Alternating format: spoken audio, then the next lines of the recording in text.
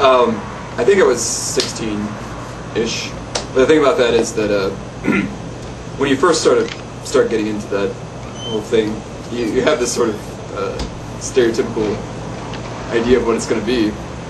You know, you say I'm punk, and you spike your hair and you wear the shirts and whatever. But when you actually sort of become a part of that subculture, you start going to shows, you realize that a lot of punk is mired in hip, even though it's like sort of an assault to convention. It's more about sort of being cool, and part of being cool is what you don't say. And calling yourself punk is not punk; it's the antithesis of punk.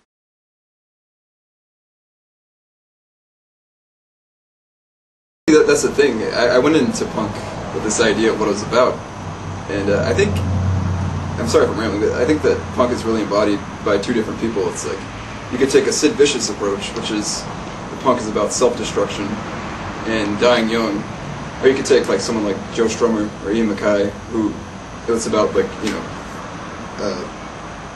sort of do-it-yourself, social change, that kind of thing. And that was the idea I went into it with. But when I met people that were into the same thing I was, they were sort of more about getting really drunk and doing drugs and sort of self-destructing. And I was influenced by that as well. So I guess my intentions were kind of perverted at some point. But, yeah.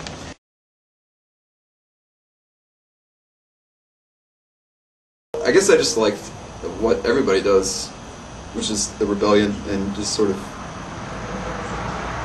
saying fuck you to everything that you know and standing out even though you claim you don't want to. Like, why are you looking at me because my hair is dyed funny? I mean, but of course people are going to look. It's that kind of thing.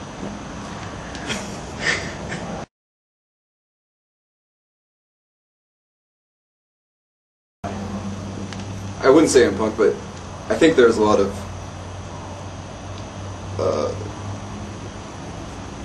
I think it still has affected me this day in the way that I view the world.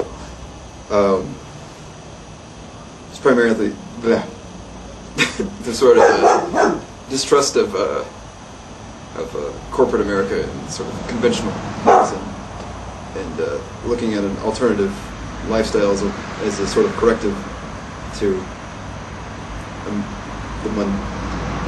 mundane existences, and sort of breaking free by standing outside of it. But the thing about punk is that it's a convention itself, and it's just another way to be a part of a group.